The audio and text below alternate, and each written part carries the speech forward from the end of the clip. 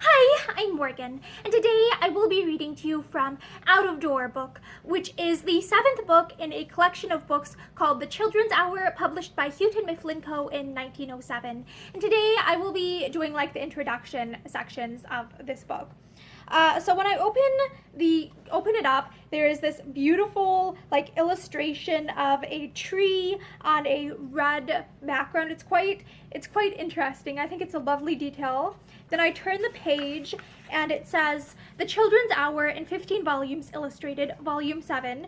And this book is definitely showing some signs of aging. Like the pages look a little bit like discolored almost. And then here is this lovely it's an illustration of like a fox, and it's in color, and I'm not really sure what medium this was originally done in, but it looks like I can see a lot of like little individual like lines. I wonder if it was painted or like colored pencil or what, but it's very beautiful. I think it's lovely. And it says The Red Fox, page 213, and then there's this very thin page here, which when I turn that over, it shows me the Children's Hour, the out-of-door book selected and arranged by Eva March Tappan, Houghton Mifflin Company. Between the dark and the daylight, when the night is beginning to lower, comes a pause in the day's occupations that is known as the Children's Hour. And I love it. It looks like something that I would almost imagine on like an old Bible. Like it's just such a very heavily decorated like artwork page, like I guess title page. It's very lovely. I think it's a lovely addition to this book. Then I turn the page and it says copyright 1907 by Houghton Mifflin and Company, all rights reserved. And if you'll notice here at the bottom like corner of this page here, there's definitely some like strong discoloration here. I'm not sure what's causing the brown marks. And then note, all rights in stories in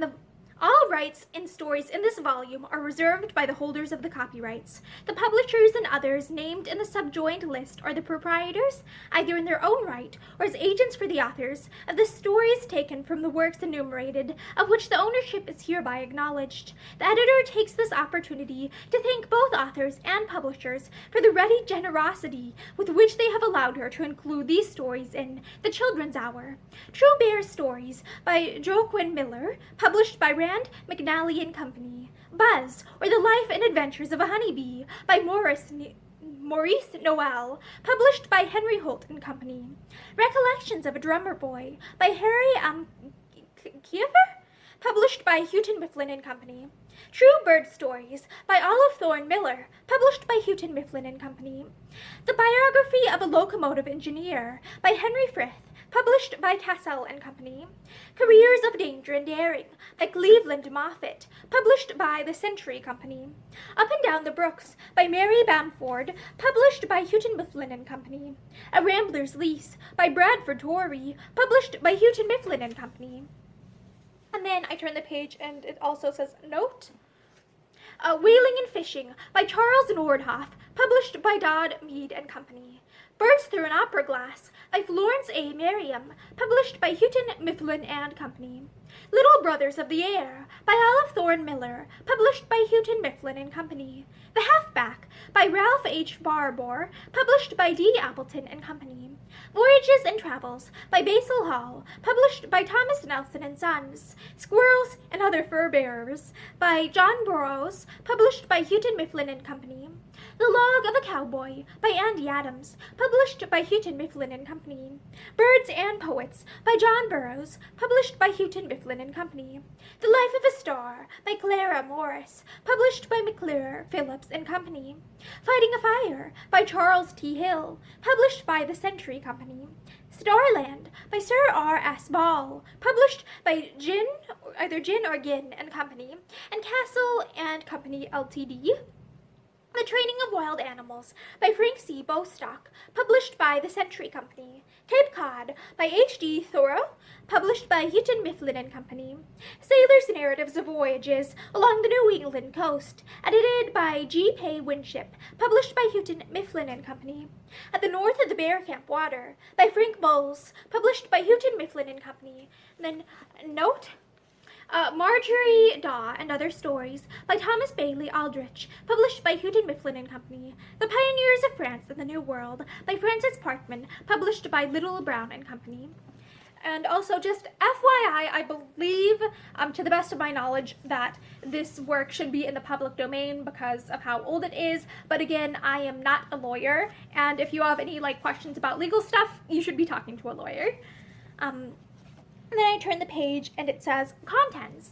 To the children, page X111, so page 8, The Out of Door Book, Twin Babies by Joaquin Miller, page 3, When the Bee Swarmed, Maurice Noel, page 10, The War Eagle and Other Soldiers' Pets, Harry M. Kiefer, page 22, My Dog Wissy, John Ruskin, page 34, The Bird Room, Olive Thorne Miller, page 37, The Busy Blue Jay, Oliver Thorne Miller, page 40, The Baby Robin, Oliver Thorne Miller, page 46, Polly's Pranks, Olive Thorne Miller, page 52, Polly's Outing, Olive Thorne Miller, page 58, The Children of Blentarngyl, Charlotte M. Young, page 64, The Champion Stonecutter, Hugh Miller, page 72. A Faithful Dog, Samuel White Baker, page 77. A Runaway Locomotive, Henry Frith, page 87. Punishments in Camp, Harry M. Kiefer, page 96. The Pilot of the Lachine Rapids, Cleveland Moffat, page 107. A Visit to Robinson Crusoe's Island, Richard Henry Dana, page 116. My Froghopper Friend, by Mary E. Bamford, page 126. A Woodland Intimate, Bradford Torrey, page 131. Our First Whale, by Charles Nordhoff, page 146. About the Crow, by Florence A. Merriam, page 159. The Comical Crow Baby, by Olive Thorne Miller, page 162. The Harwell Yates Game, by Ralph H. Barber, page 168. The Elephants That Struck, by Samuel White Baker, page 192. Midshipman's Pranks, by Basil Hall, page 197. A King's Horse, by Plutarch, page 211. About the Fox, by John Burroughs, page 213. And then I'm going to turn the page to see more of the contents. How the Cowboys Crossed the Biggie Bog, by Andy Adams, page 228. A Rural Divinity, by John Burroughs, page 246. When Clara Morris First Met Garfield, by Clara Morris, page 268. I wonder if that's autobiographical. The Risks of a Fireman's Life, by Charles T. Hill, page 274. A Battle with a Cannon, Victor Hugo, 291. Capturing Guillemots and Puffins in Iceland, by George Webb Dasent, page 305. Are There People in the Moon, by Sir Robert Stowell Ball, on page 315. No Steam, by Henry Frith, on page 325. How to Train a Lion, by Frank C. Bostock, on page 333. The Steeple Climber, by Cleveland Moffat, on page 347. Training Elephants in Ceylon, by J. Emerson Tennant, on page 381. A Night at the Highland Light, by Henry David Thoreau, on page 393. A Visit from the Indians to Bartholomew Gosnold, by John B. Ayrton, page 401. Also, just FYI, please be aware that this is an older book, and so it might contain language that might be considered hurtful or incorrect by modern standards. A Night Alone on Chokura, by Frank Bowles, on page 407. An African Pet, by Paul B. du Chaillu, on page 417. The Girl and the Panther, by Louis du Coret, on page 424. In a Quicksand, by Louis du Coret, on page 430. A Traveler's Ordeal, by Louis du Coret, on page 439. The Boy That Stood on the Burning Deck, by Charlotte M. Young on page 450. Champlain's Search for the Indies by Francis Parkman on page 457. My Escape from the Patagonians by Benjamin Franklin Bourne on page 471.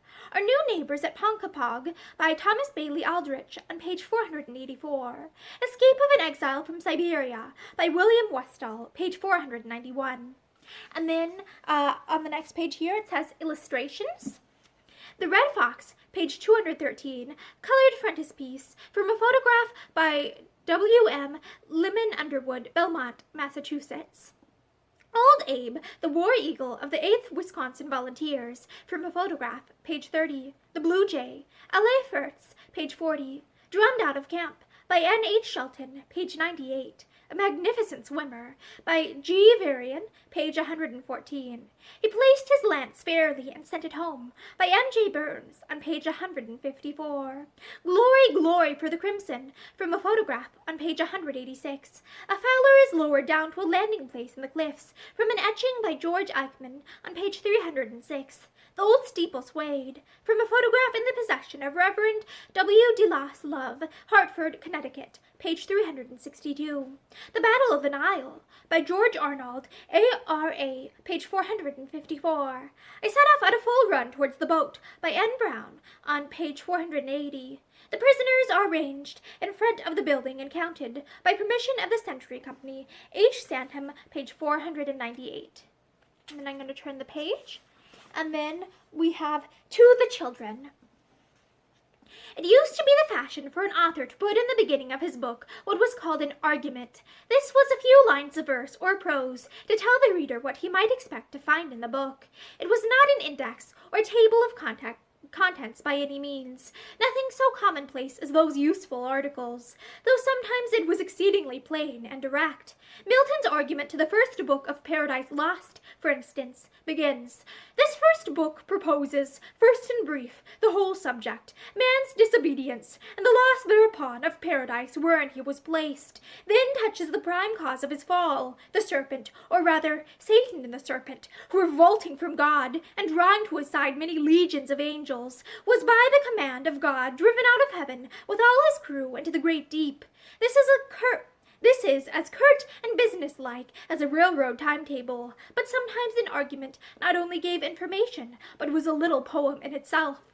A delightful poet of 300 years ago, Robert Herrick, or Robin, as his friends like to call him, wrote for his argument, I sing of brooks, of blossoms, birds, and bowers, of April, May, of June, and July flowers. I sing of maypoles, hawk carts, wassails, wakes, of bridegrooms, brides, and of their bridal cakes. I write of youth, of love, and have access by these to sing of cleanly wantonness. I sing of dews, of rains, and, piece by piece, of balm, of oil, of spice, and ambergris. I sing of times trans-shifting, and I write how roses first came red and lilies white. I write of groves, of twilights, and I sing the court of Mob, and of the fairy king. I write of hell, I sing, and ever shall, of heaven, and hope to have it after all. Now, leave Milton and Herrick, and fancy that you see a procession moving before you. There are men, women, and children. There are bears, cows, foxes, lions, dogs, bees, whales, horses, crows, froghoppers, guillemots, eagles, robins, and tigers. And they are doing all sorts of interesting things. In this book, there are stories of all these. Also tales of midshipmen's pranks, of a runaway cannon, of life on the moon, of punishments in camp, of glaciers, of forests, of midnight on a lonely mountain, of a fireman's and a steeple climber's risks and dangers, and of what happened to a locomotive that had lost its steam. Imagine all these animals and scenes moving slowly before you. When you want a story about one of them, put out your hand and take it. This is the argument of the out-of-door book. The out-of-door book. And so I believe that is the end of the introductory parts of the book. So I hope that you return soon to hear the actual stories contained within. Have a great day. Bye!